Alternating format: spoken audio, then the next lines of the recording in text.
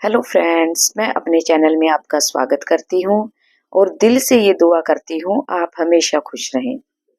Friends, आज इस video में मैं आपसे बात करूंगी कि दूसरों के लिए दुआएं क्यों करनी चाहिए और कैसे दूसरों के लिए की गई दुआएं हमारा भाग्य बदल कर रख देती हैं।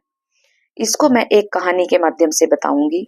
उससे पहले मैं आपसे रिक्वेस्ट करूंगी, अगर आपने अभी तक मेरे चैनल को सब्सक्राइब नहीं किया है तो प्लीज कर लीजिएगा, क्योंकि जब हम दूसरों का भला करते हैं तो परमात्मा सबसे पहले हमारा भला करता है, और जब हम किसी को आगे बढ़ाने में मदद करते हैं तो परमात्मा भी हमें आगे बढ़ाता है। तो ये कहानी है फ्रेंड्स, एक व्यक्ति की जो धर्मराज का मित्र था और धर्मराज से मिलने वो स्वर्गलोक में गया। तो उसने जाकर धर्मराज जी से कहा कि मैं स्वर्ग और नरक दोनों देखना चाहता हूँ। जैसे एक मित्र दूसरे मित्र के पास जाता है और बोल ही देता है कि मुझे अपने एरियाज दिखाओ, तो उसने कहा कि मैं स्वर्ग और नरक दोनों देखना चाहता हूँ। धर्मराज सबसे पहले उसे नरक में लेकर गए।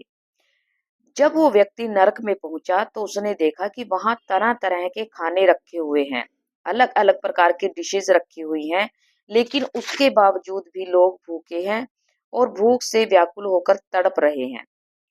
तो उस व्यक्ति ने उनसे कहा कि अरे, तुम्हारे सामने खाना रखा हुआ है, तुम खाते क्यों नहीं? उसके बावजूद भी तुम भूख से मर रहे हो, भूख से तड़प रहे हो।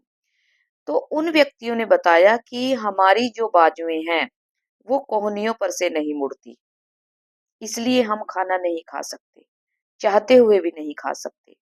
तो उस व्यक्ति ने कहा, अरे ये तो बड़ी समस्या है। चलो, वो वहां से चला गया। उसके बाद वो गए स्वर्गलोक में। तो जब वो स्वर्गलोक में पहुंचे तो वहां जाकर उन्होंने देखा कि सेम कंडीशन उनकी भी वही थी। उनके सामने भी खाना रखा हुआ था, अलग अलग प्रकार के व्यंजन रखे हुए थे, लेकिन उनकी बाजुएं जो थी वो भी कोहनियों पर से नहीं मुड़ रही थी। लेकिन उसके बावजूद भी वो खुश थे और खा पी रहे थे। कैसे? वो एक व्यक्ति दूसरे व्यक्ति को खिला रहा था। तो इससे क्या हो रहा था, सभी व्यक्तियों का पेट भर रहा था और कोई भूखा नहीं था, क्योंकि एक व्यक्ति दूसरे व्यक्ति को खिला रहा था। अगर खुद खाने की कोशिश करते तो कोहनियों पर से बाजुएं नहीं मुड़ रही थी, लेकिन एक व्यक्ति जब दूसरे व्यक्ति को खिला रहा था तो सभी की भूख शांत हो गई और सभी खुश थे, मगन थे। सेम वही कंडीशन यहाँ पर हर व्यक्ति की होती है। यहाँ पर हम क्या करते हैं, हम अपने दुखों का रोना रोते रहते हैं, हर टाइम दुखी परेशान रहते हैं, लेकिन हमें ये नहीं पता कि जब तक अगर हम अपने दुख का रोना ना रोकर दूसरों के लिए प्रार्थनाएं करनी शुरू कर दें, दूसरों के लिए का भला मांगना शुरू कर दें, तो इससे क्या होगा?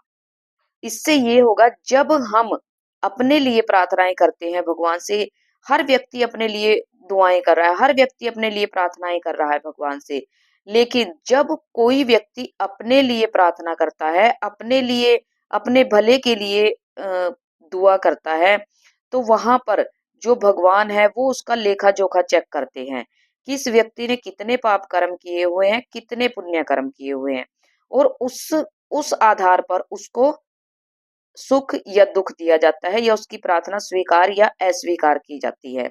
लेकिन अगर यही व्यक्ति अपने बारे में ना सोचकर दूसरे व्यक्ति के बारे में सोचे और उसका भला मांगने लग जाए, उसकी भलाई के लिए प्रार्थना करना शुरू कर दे, तो इससे क्या होगा?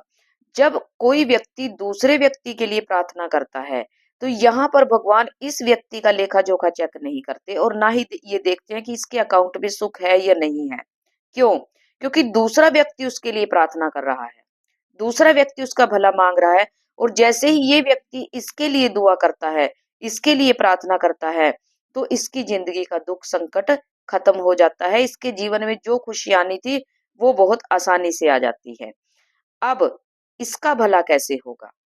जब हम दुआओं का दान करते हैं, दूसरे व्यक्ति के लिए दुआ करते हैं, प्रार्थना करते हैं, तो यहाँ पर हम दुआओं का दान करते हैं, प्रार्थनाओं का दान करते हैं, किसी के लिए भला अच्छा मांगने का दान करते हैं। यहाँ पर हम एक नया पुण्य कर्म करते हैं, और जब हम नया पुण्य कर्म करते हैं तो यहाँ पर अपने लिए दुआ मांगने पर भगवान लेखा जोखा चेक करेंगे। लेकिन यहाँ पर जब हमने दूसरे का भला किया तो परमात्मा यहाँ पर भूल जाते हैं कि आपने क्या किया है। और इस पुण्य कर्म के बदले में यहाँ पर आपने एक दुआ इसके लिए की, यहाँ पर उसके बदले में 10 दुआएं आप तक आ जाती हैं। यहाँ पर एक व्यक्ति का भला किया आपने, यहाँ पर आपका भला होना शुरू हो जाता है, क्योंकि यहाँ पर फिर आपका लेखा जोखा नहीं देखा जाता, आपके बुरे कर्म नहीं देखे जाते, क्योंकि यहाँ पर आपने नया पुण्य कमा लिया।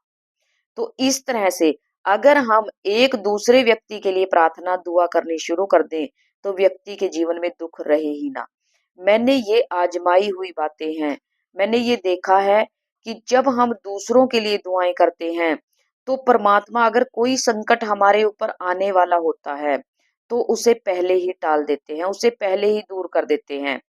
और यहाँ पर जब हम मान लिया किसी का बच्चा बीमार है, अगर हम उसके लिए प्रार्थना करते हैं, किसी का पति बीमार है उसके लिए प्रार्थना करते हैं, किसी के माता पिता बीमार है उसके लिए प्रार्थना करते हैं, तो जिनके लिए हम प्रार्थना करते हैं, मान लिया अगर किसी के बच्चे के ऊपर संकट आना हुआ तो वो नहीं आएगा, किसी के पति के पत्नी के ऊपर संकट आना हुआ तो नहीं आएगा, क्योंकि ये दुआएं उस संकट को हमारे तक आने से रोक देंगी। तो इसीलिए अगर अपने जिंदगी में सुख चाहते हो तो अपने लिए प्रार्थनाएं करना छोड़कर दूसरों के लिए प्रार्थनाएं करना शुरू कर दीजिए। इससे आपका भाग्य ना बदल जाए तो कहना। फ्रेंड्स, ये है दूसरों के लिए दुआएं करने का फायदा। तो आज से अपने लिए अपना स्वार्थ छोड़कर दूसरों के लिए प्रार्थनाएं करना शुरू कर दीजिए, और फिर देखिएगा चमत्कार, आपकी जिंदगी कितने चमत्कारी तरीके से बदलती है। आज के लिए इतना ही। आपको आज की मेरी वीडियो कैसी लगी प्लीज कमेंट बॉक्स में जरूर बताना, और अगर आप किसी खास टॉपिक पर वीडियो चाहते हैं तो वो भी कमेंट बॉक्स में बताना। धन्यवाद।